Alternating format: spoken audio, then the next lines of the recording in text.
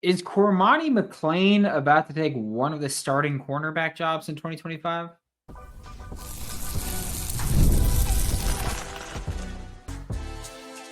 You are Locked On Gators, your daily podcast on the Florida Gators.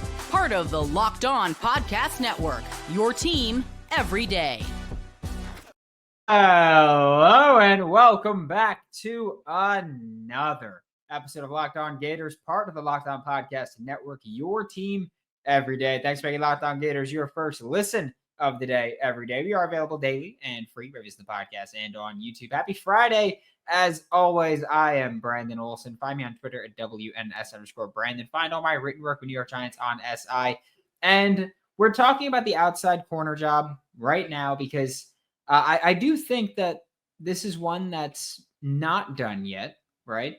That this is going to be something that's carrying into fall camp. And I do think that all three of these battles that we're talking about today will carry into fall camp. In fact, they're not the only three jobs that will carry into fall camp, but they're what we're talking about today. And I will also say that we are starting with corner today. And as every season under Billy Napier and under every defensive coordinator in college football, multiple guys are going to play there, right? You're going to have at least 4 guys that are going to play every single game at outside corner. We are mostly talking about starting here. But yeah, I think that Cormani McClain just might be putting himself in good position. I will say also that I think Devin Moore is pretty cemented in. I mean, in the building, I'm pretty certain that he's cemented in. But even in the fan base, I think everybody's like, yeah, Devin Moore gonna be a starter. I think everybody agrees on that one, and for good reason, right?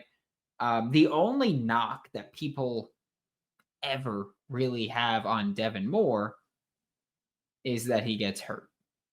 That's the only knock. Nobody ever goes out there and is talking about how he's getting burnt, how he's bad in coverage, how he's bad at this. No one talks about that. When everybody talks about Devin Moore, and when you watch the film, you go, hey, he's actually a really good corner. He just keeps getting hurt. And because of Devin Moore's injury history, and we will hope, I'll knock on wood now. I'm going to hope that he stays healthy this year. But if he doesn't, then sure, maybe this whole conversation's kind of moot because we'll have multiple guys starting multiple spots, sure. But again, he's a great corner when he's healthy. He's someone that we talked about last year and the year prior of, hey, he just might be the best corner on the team if he could stay on the field. The job opposite of Devin Moore, likely I think there's only 2 people truly competing for it, but I do think that it's very open between both of them. The job opposite Devin Moore is Cormani McClain versus Dijon Johnson, right? And speaking of people being banged up, Dijon Johnson got surgery at the end of the season, missed a good bit, and that doesn't help you, right? When you're competing for a starting job, it doesn't help that you're not there because as we talk about all the time, and we will continue to talk about all the time because it's true, the best ability is availability, right? And if you're not available, you can't impress anybody. I guess you can impress people with, how hard you're fighting to come back and how you work on the film room or work in the film room and how much you study and stuff like that. But in terms of being out there playing, you're not impressing anybody if you're not out there playing, right? And Cormani McClain, and this is a thing that we talked about when Cormani was coming out of high school, right? And it's, of course, he was highly touted elite corner coming out of high school. We talked about him all the time. Everybody did. He was a national story when he went to Colorado, right? It was like, oh my God, Dijon did it again. Elite corner. Did it again, got him there again. Absolutely true. The reason for that is that Cormani, and this is the thing that we spoke about in high school, or at least I spoke about a lot in high school, is that I didn't think he was a great corner at the time. I thought he was just a toolsy athlete, right? I still don't think he's proven that he's a great corner. I want to make that clear. I need to see you do it in game consistently on film. He redshirted last year. and I wasn't impressed with his Colorado film. But when you're talking about building the perfect corner, looks a lot like Cormani McClain. Right? Like building the perfect corner. I'm talking about someone that has 6'3" height, 190, 200-ish, depending on how they carry weight. I want to say Cormani looks like he has insanely long arms. I want to say Cormani has like a 6'7" wingspan. I think that he has insanely long arms. He looks very lengthy there. And so I want to say he's got like a 6'7" wingspan there, if not slightly more. And that kind of guy, like and great athlete, just a fantastic athlete as well. That's the kind of guy that you want as an elite corner, as your elite corner, right? That's the build. Also, the confidence, the attitude. I mean, the pick 6 against Kentucky, celebrating with the crowd, doing all that stuff. Great. Like this is we'll talk about this for a minute or two. The Shedeur Sanders stuff last week when he fell in the NFL draft. Everybody was talking about the attitude stuff, and they're like, yeah, like he's got his dad's like confidence, cockiness, all absolutely true. Right? One of the big differences though is Shedeur plays quarterback. Okay, a lot of times teams want quarterbacks to be their quiet guy or like their rah leader type. They don't want the QB to be talking trash and doing all that stuff. A lot of teams in the NFL, at least, we've talked about this a million times now with how they handle things and how I disagree with a lot of it. I'm all for talking trash, but one of the big differences with how that's perceived is Shedeur's a QB. People, expect more from QB. Dijon, corner, maybe the greatest cornerback of all time. In my opinion, he is. But cornerback, that's what you want. And I don't think Cormani's, as flashy or as talkative as Dijon, but like that swagger that you have, that he plays with, that he celebrates with, all that stuff, like I want that. To me, that adds to you being a perfect corner, like perfect corner mold, we'll say. Is that attitude, that cockiness. Because like you're gonna get beat at times too, right?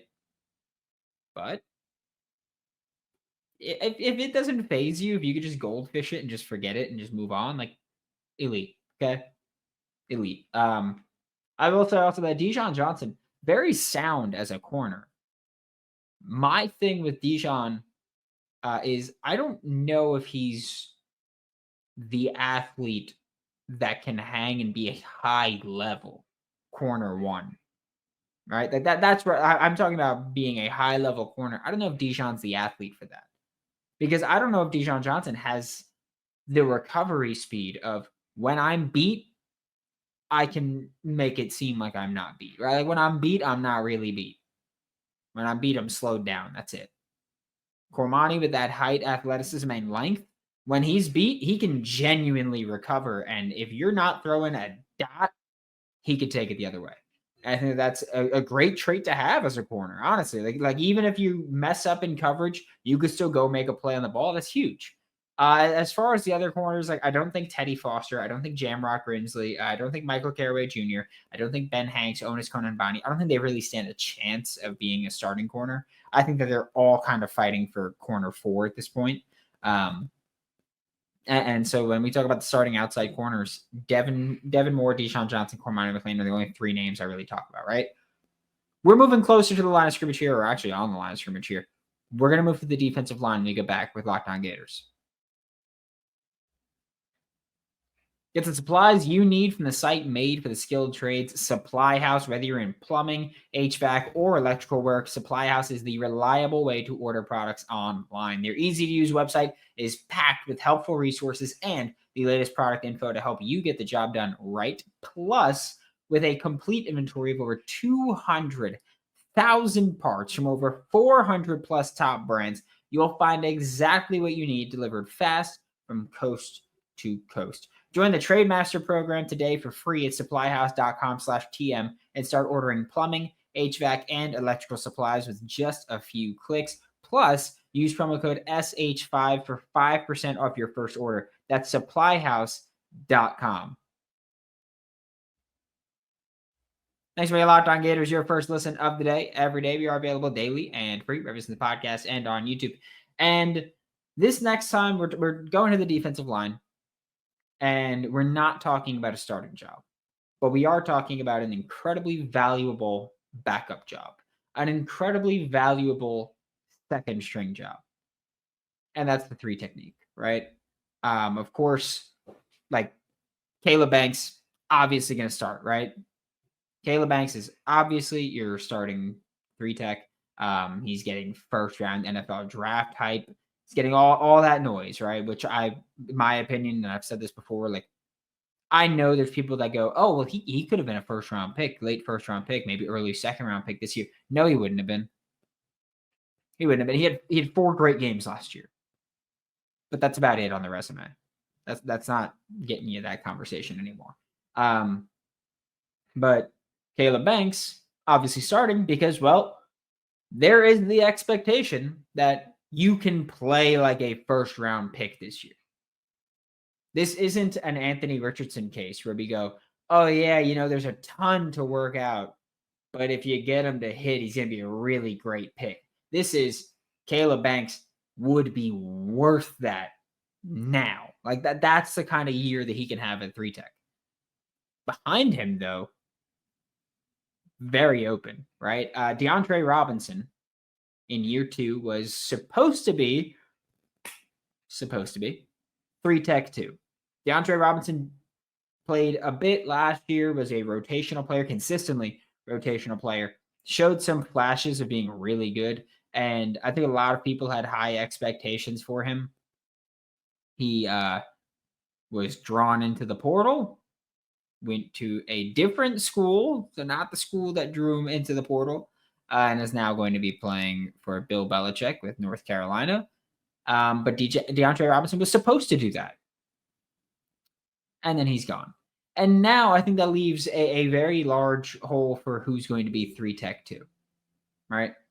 And I am saying this working under the assumption that either Jamari Lyons or Mekhi Boyro are going to be starting at nose tackle, and whoever's not starting at nose tackle is going to be that backup nose tackle. I will say that hypothetically, let's just say Mekhi Boyro can take the take the starting nose tackle job from Jamari Lyons. Maybe 3 tech 2 and nose tackle 2 are the same person. Like if Mekhi Boyro ends up being your starting nose, then maybe Jamari Lyons comes in and rotates at both spots a lot, which I do think he'll rotate at regardless. But maybe he rotates in at them a lot, and he's essentially your 3 tech 2 and nose tackle 2. But let's work outside of that hypothetical. 3 names that I think are most likely to be in this conversation: Brian Taylor Jr., Jeremiah McLeod, and Tavarice Brown, right? And Tavarice Brown came from JUCO. He was, if you look at him in the spring game, he just looks like an absolute unit. Like he just looks like a tank. That's it. I know that there's a lot of people that are very high on him. I will say from the spring game, the bit that we were able to see, he did one of the things that I love, and I will always talk about loving, and I will always say that's an NFL trait, is that when you are not winning your pass rush opportunity, if you're in a stalemate, get your hands up into the passing lane. Right? Like I think that that's such an overlooked and undervalued trait of you can still impact the game even if you're not impacting it in the largest way, right? Like it's like you can still it's the equivalent, I guess we'll say pass rushing is the equivalent of like paint protection in basketball. Right? You can be a shot blocker. That's great. But when you're not blocking the shot, are you getting a legit contest on it? And I feel like that's how you could look at pass rushing. If you're not getting the pressure, can you still impact the game in a way? If you're not getting the pressure, can you still impact the quarterback? And I think that clogging the throwing lanes is exactly how you do that. If I'm not beating my my assignment, but I get my hands up in the passing lane and then I screw up the play, whether they throw it and I deflect it, or whether I make them think twice and pump fake and delay and then someone else gets pressure, whatever it may be. I think that's an underrated trait to have. And I think Tavarius Brown does that great. Jeremiah McLeod is a guy that I'm not going to say he's going to be 3-tech 2, but I do pretty firmly believe he's going to have a role on this team where he's actually playing consistent snaps in this season. And this is the thing that we talked about a lot when he committed was loved the film. Like he has a great first step, like which also I know that I feel like people hear like, oh yeah, great first step. And they kind of just go, all right, whatever, like finesse thing. It's not that. It's that if you can penetrate before the offensive lineman in front of you is even able to get their hands on you, you're going to make a quarterback's life hell, right? And I think that Jeremiah McLeod, whether he does all of that this year, which I doubt, but I do think that he'll do that by the end of his time in Gainesville. I do think that he will be a gap shooting menace and just terrorize opposing quarterbacks because of that elite first step. And he has a motor that runs hot. You look at his high school film, and a lot of it comes from a great first step or just relentless pursuit of the football. And that Jeremiah McLeod, like having those two traits, and then saying, which I will say most people that have an elite first step, generally pretty good athletes. So take that as me saying, yeah, he's got elite athletic traits or has an elite athletic trait, and then a few other good athletic traits, and a hot motor. And you pair that with, I think many of us accept him as one of the best coaches, one of the best position coaches, one of the best defensive line coaches in the country, in Gerald Chapman.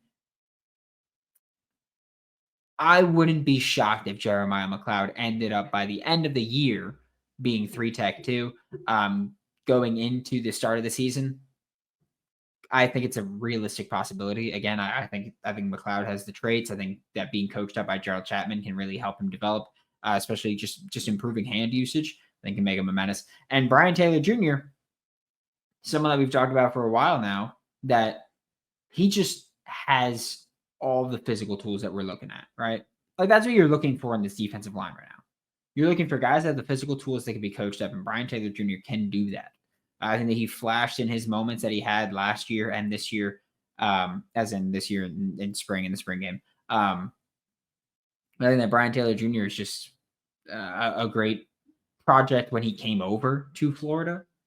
And I think that now we've kind of seen him start to put some stuff together and could be 3-tech 2 and could be an impact player this year for Florida. I do think that, he's probably going to continue adding on a bit of weight to be able to play it more, but I think that he's got the tools that we're looking for there. We're going to flip to offense for the rest of today's episode when we get back with Locked On Gators.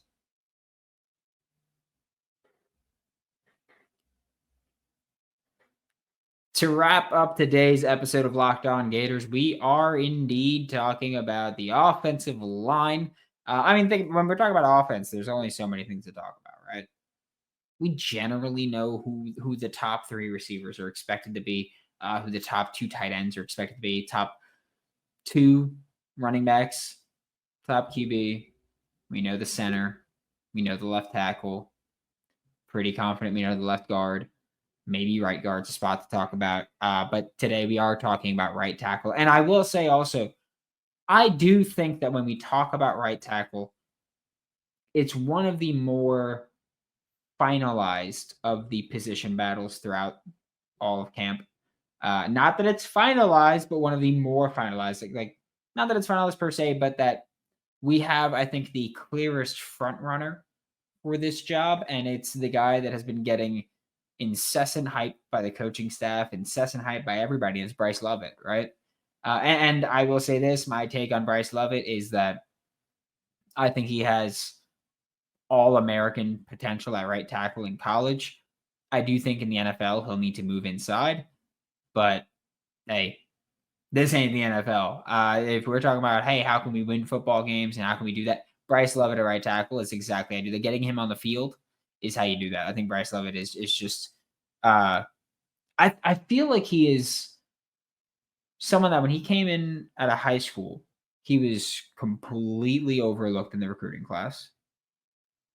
But I do think that he's someone that you watch him play and you're like, okay, like he's gritty. He's just out there doing his job consistently.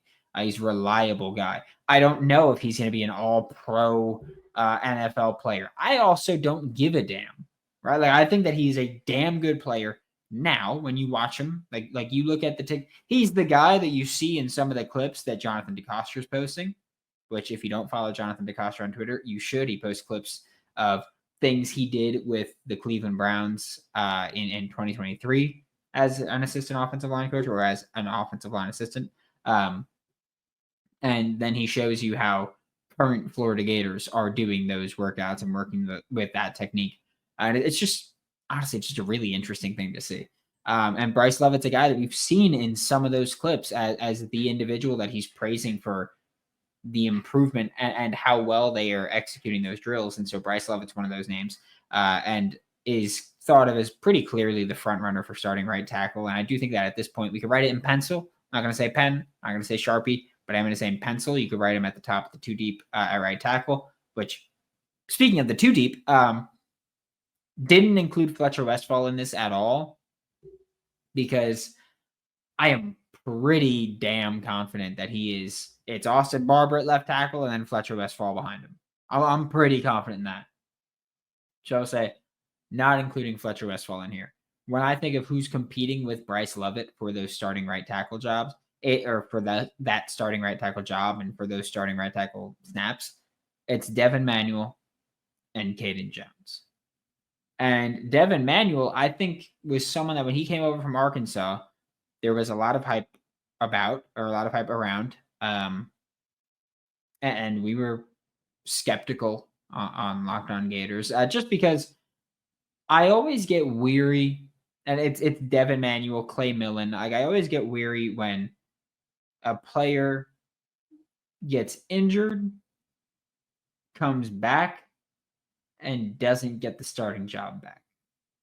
Because that tells me a couple things of one, you weren't the unquestioned starter going into it.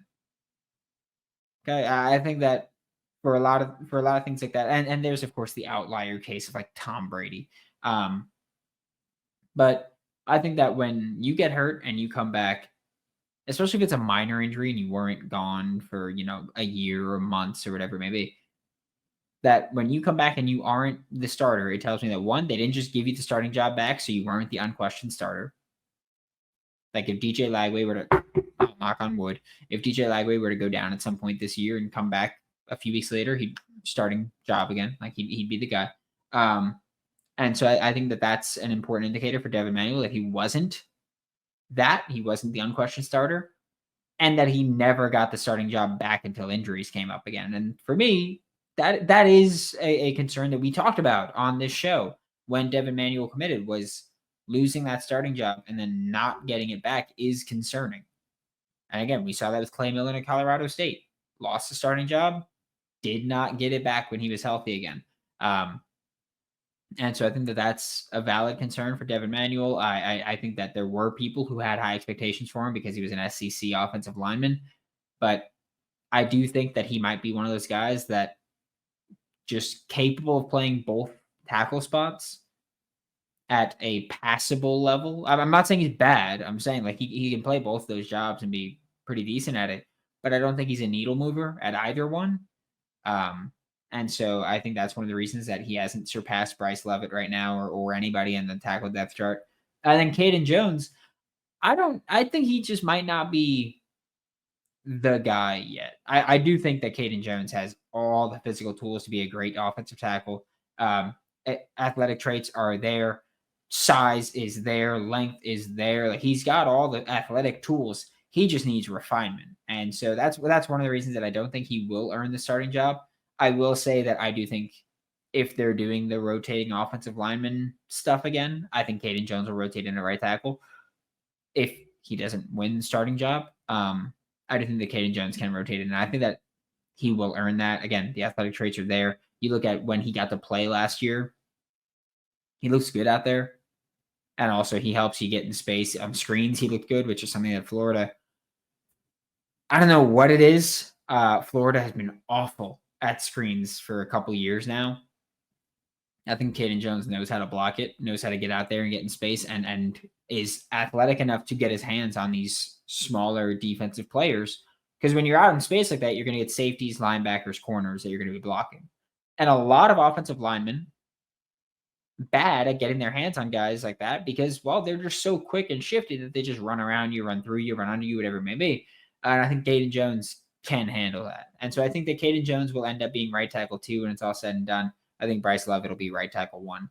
And again, I think that Bryce Lovett being starting right tackle is the most solidified of these battles, but I will say that I do believe it's still open. I don't think it's done, but I do think we've got a clear front runner for the job.